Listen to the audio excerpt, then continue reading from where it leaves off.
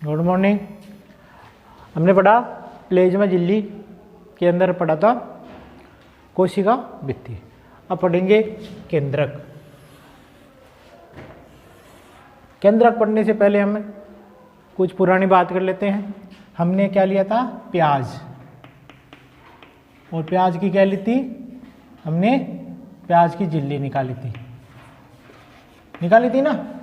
प्याज की झिल्ली लेकर के हमने उसको प्याज की झिल्ली का एक टुकड़ा लिया और उसको हमने क्या किया? अभिरंजक करते हैं। और अभिरंजन करने के लिए कौन सा अभिरंजक लिया था? सेफ्रालिन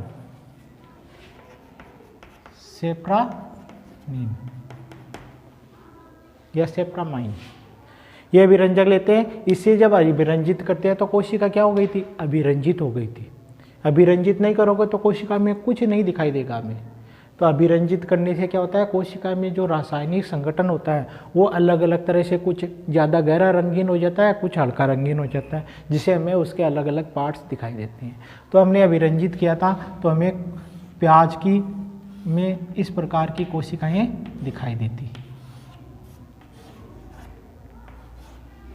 और इन प्याज की कोशिकाओं में हमें इस प्रकार दिखाई देता। ये कोशिका है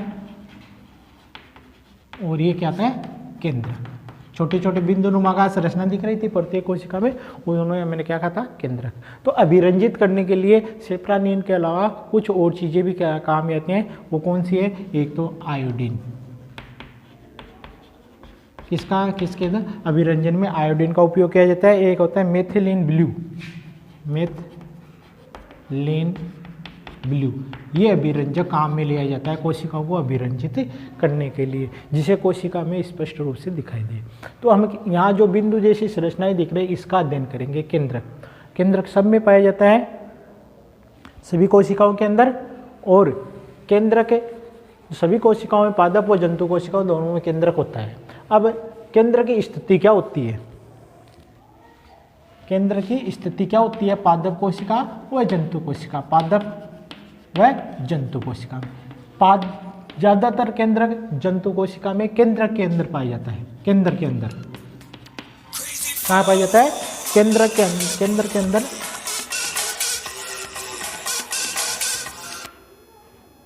केंद्र के अंदर पाया जाता है, यानी बीच में पाया जाता है। जबकि पादप कोशिका के अंदर एक तरफ होता है, साइड में। जैसे ये पादप कोशिका है तो एक तरफ होगा, जंतु कोशिका के अंदर क्या पाया जाएगा? बीच में पाया जाएगा। अब केंद्र की संरचना देखिए तो हमें इस प्रकार की केंद्र अंदर गेंद की तरह होता है, गोल, और इसके ऊपर दोहरी झिल्ली होती है। कैसी होती है? केंद्र कैसा बना होता है? दोहरी झिल्ली युक्त परत बाहर होती है। दोहरी झिल्ली युक्त परत बाहर पाई जाती है। जब केंद्र की संरचना देखें हम तो हमें इस प्रकार की दिखाई देती है। जैसे इस प्रकार दोहरी झिल्ली होती है। एक ही हो ना तो उसे बोलते हैं इकरी, और इस प्रकार दो हो तो इसको बोलते हैं दोहरी झिल्ली युक्त परत पाई जाती है। और इसके अंदर ही पूरा केंद्रीय द्रव्य इसके अंदर होता है। ये पूरी गोल होती है इसे, अब गोल तो यहाँ बना नहीं सकते तो इस प्रकार बनाई। और इसके बीच बीच में छोटे छोटे क्या पाए जाते हैं? छिद्र पाए जाते हैं। क्या पाए जाते हैं? छिद्र। इस प्रकार छिद्र होते हैं।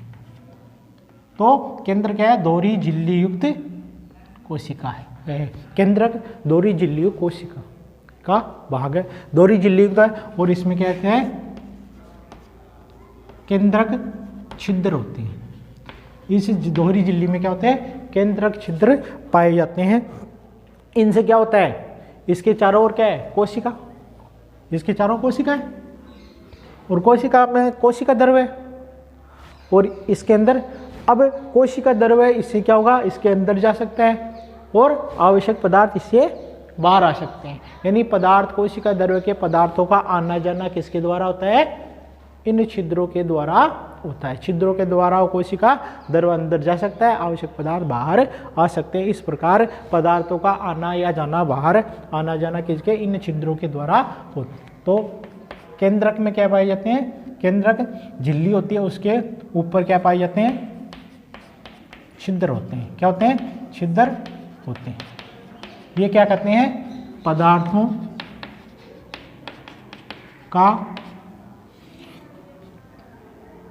इसे पदार्थों का आना व जाना होता है। पदार्थ अंदर जा सकते हैं और बाहर आ सकते हैं, किनके द्वारा, इन छिद्रों के द्वारा होते हैं। अब यदि हमें इसके अंदर की संरचना देखें तो इसमें हमें एक इस प्रकार की संरचनाएं एक जाल की तरह दिखाई देगी। इस प्रकार का जाल की तरह संरचना दिखाई जाती है और इस जाल को क्या कहते हैं, क्रोमैटिन। क्या कहते हैं इसके, इस जाल को कहते हैं क्रोमैटिन पदार्थ कहते हैं। और ये जाल जैसी संरचना होती है। कोशिका जब क्या रहती है, अविभाजित, कोशिका अविभाजित रहती है, यानी कोशिका विभाजित नहीं हो रही होती है। कोशिका विभाजित हो गई और विभाजन नहीं रुक रहा होता है, तो ये इस जाल के रूप में बताया, जिसे क्रोमैटिन पदार्थ कहते हैं। क्या कहते हैं, क्रोमैटिन। जब कोशिका विभाजित होती है तो क्रोमैटिन पदार्थ सघन होकर के क्रोमोसोम बनाता है। क्या बनाता है, क्रोमैटिन पदार्थ क्या होता है, क्रोमोसोम। इन्हें क्या बोलते हैं, गुणसूत्र। क्या बोलते हैं, गुणसूत्र।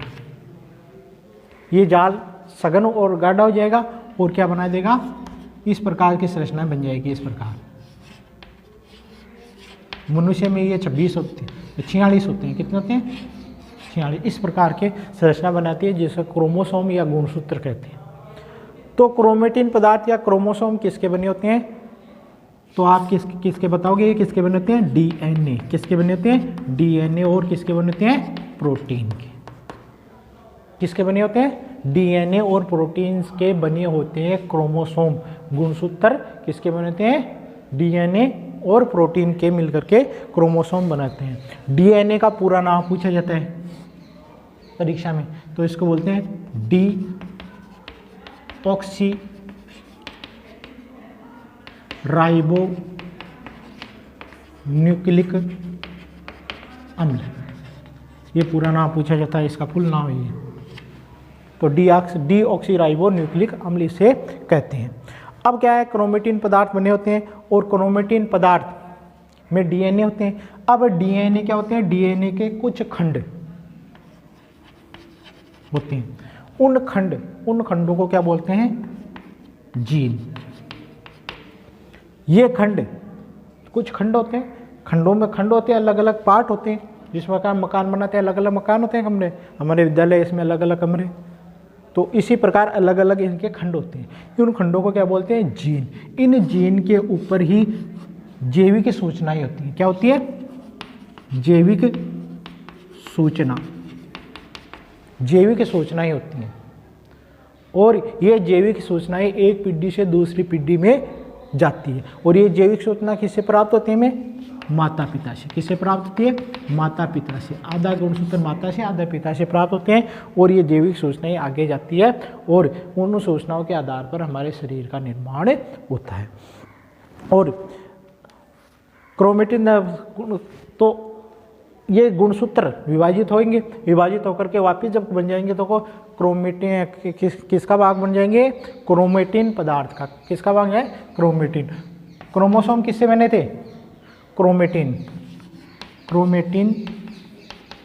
पदार्थ किससे मिल गए, क्रोमैटिन। और क्रोमैटिन पदार्थ कैसा है, एक जाल के रूप में होता है।